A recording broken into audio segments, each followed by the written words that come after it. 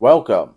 I'm live on tape from Sydney, Ohio, and today we're talking about the musical groups and tie-ins from the dying days of WCW.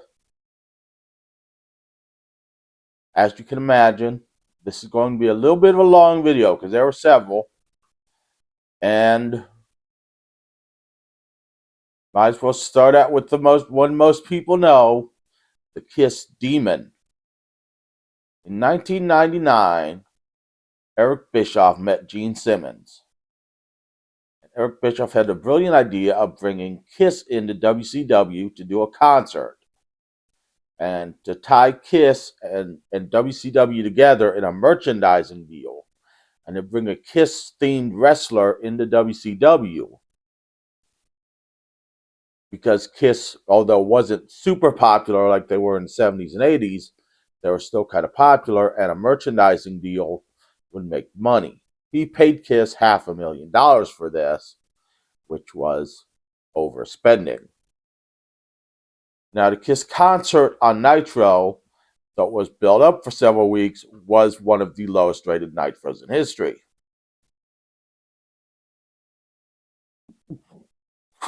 The Kiss Demon Wrestler then appeared, and while initially played by Brian Adams did not want to continue to play this wrestler, so they gave it to a man named Dale Torborg, who was a former baseball player. And Eric Bischoff even wrote into the contract that this wrestler would get a main event on a pay-per-view. Now, the original plan for this wrestler was to have him feud with Vampiro, and there was going to be there was a special pay-per-view event called WCW Kiss New Year's Evil, where Vampiro would summon all the souls from hell on New Year's Eve, and only the Kiss Demon could stop him. And there was going to be a whole stable of Kiss-themed wrestlers, and none of this happened because Eric Bischoff left WCW. So,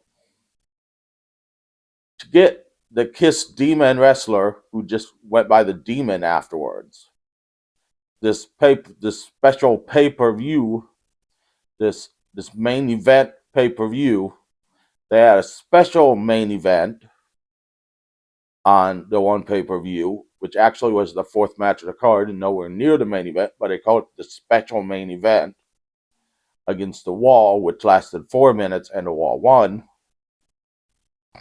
And the Demon then ended up teaming with Vampiro and the Insane Clown Posse in a stable, and then he later feuded with Vampiro after he left. The Demon wasn't around for very long. Also in 99, Eric Bischoff, because ratings were in the toilet at this point, Eric Bischoff had the brilliant idea of bringing in Master P. For those who don't remember Master P, he was a rapper. I think he's in jail now.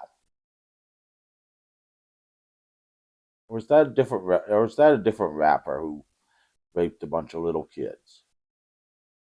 I don't remember. But Master P,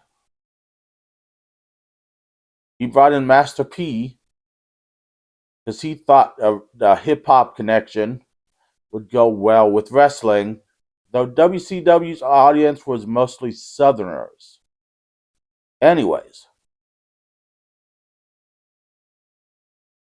so Master P came in. Now, the week before Master P debuted on TV, Kurt Hennig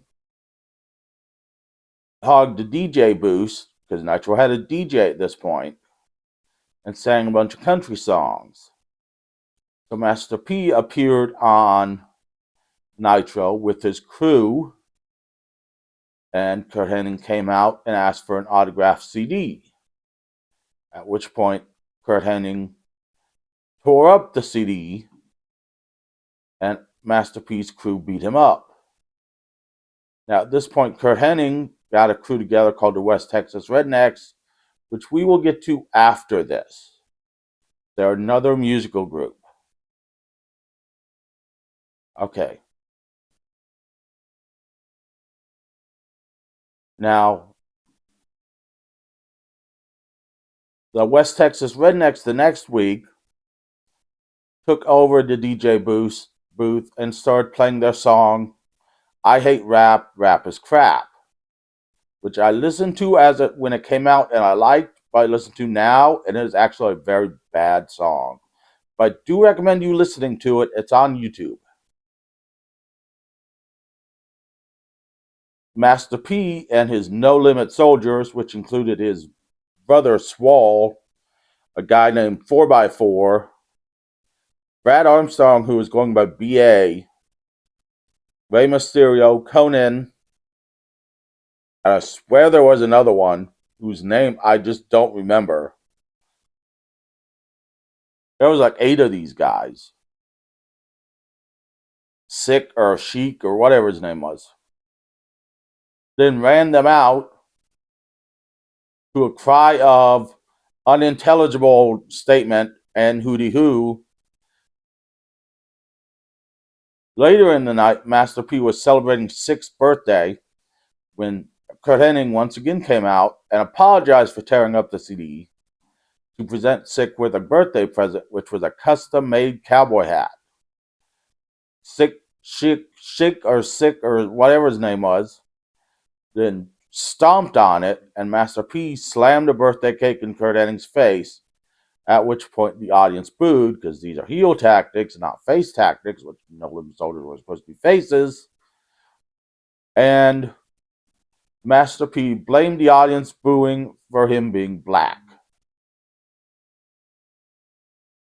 Now, at this point, the No Limit Soldiers, this was Master P's last appearance on WCW, by the way. These 2 appearances he netted a cool $1 million for. The No Limit Soldiers then went on to feud with the West Texas Rednecks, with the No Limit Soldiers being booed and the West Texas Rednecks being cheered. And the feud was quickly ended, with the West Texas Rednecks going on to feud with various faces, and the No Limit Soldiers slowly being faded out, with the people like Swole and 4x4 and the other no names being let go. BA, Brad Armstrong, went back to wrestling under the name Brad Armstrong. Conan and Rey Mysterio went on to form the Filthy Animals. As for the West Texas Rednecks, they formed mainly in response to Master P coming into WCW. They were a redneck group, originally called the West Texas Outlaws, and they were made up of Kurt Hennig, who was originally from Minnesota, but was billed as being from Texas, the Widnem brothers, and Bobby Duncombe Jr. The original song they came up with was Good Old Boys, but then they came up with the song I Hate Rap, Rap is Crap, which went over huge. It was even being played on country stations. And these guys were being cheered as faces. Boys in the back loved it. The audience loved it. I mean, the song's only like 1:45 seconds. I remember it was actually being played on a country station where I lived. And I live in Ohio. According to Wikipedia, it was only being played on Southern country stations. It was being played in Ohio. It was a big, huge song. People were singing to it. It was huge. And they were big. And instead of turning them face, they kept them as heels. But eventually, they were disbanded. Though the Wyndham Brothers did win the tag team championship. Because, according to Kurt Hennig, Hulk Hogan did not like them.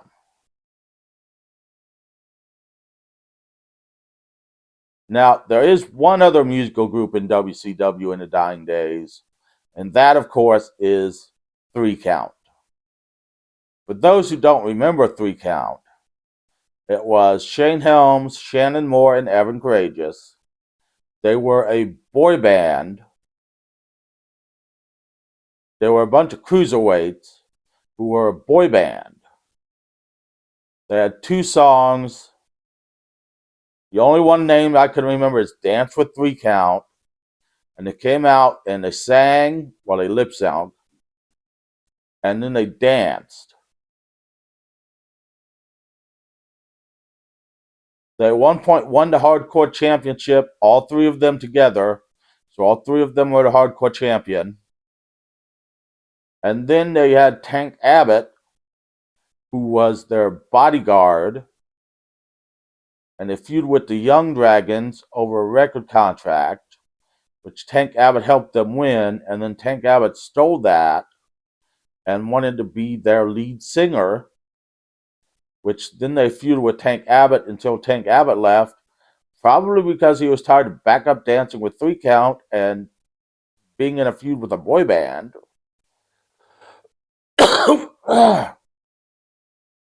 They then went back to feuding with the Young Dragons until Evan Courageous left 3 Count. Then there was just 2 of them, but they still called themselves 3 Count.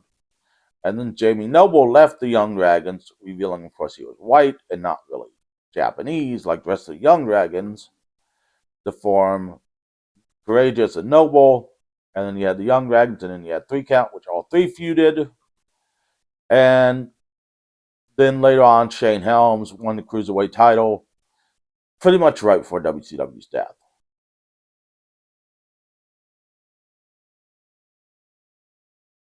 And these are the musical groups of the dying days of WCW. 3 Count somehow has remained popular throughout these years. Shane Helms says it is because he gave 150%, which Shane Helms always did give 150%, no matter what gimmick he was in. I mean, that's how he got Hurricane Helms over. That's how he got 3 Count over. And according to him, he bought a commercial CD burner and burnt the CD for Shannon Moore and Ever Courageous of the song so they could practice their dance moves at home. Maybe that's how 3 Count got over and is still remembered fondly for wrestling fans. I don't know. But 3 Count is still fondly remembered by wrestling fans because it was just goofy enough and silly enough that it worked. As for the Demon, people remember him because I don't know why people remember him. He was only there for like a couple months.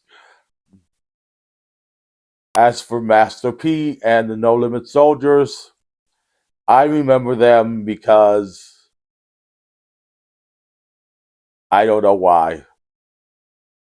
As for the West Texas Redneck, they could have been a big thing if WCW had turned them face and not listened to Hulk Hogan, who said they didn't need to exist. But those are the bands, those are the groups of WCW in the dying days that sang and had musical groups and stuff. A lot of money was wasted. Join me next week. We'll talk about something else.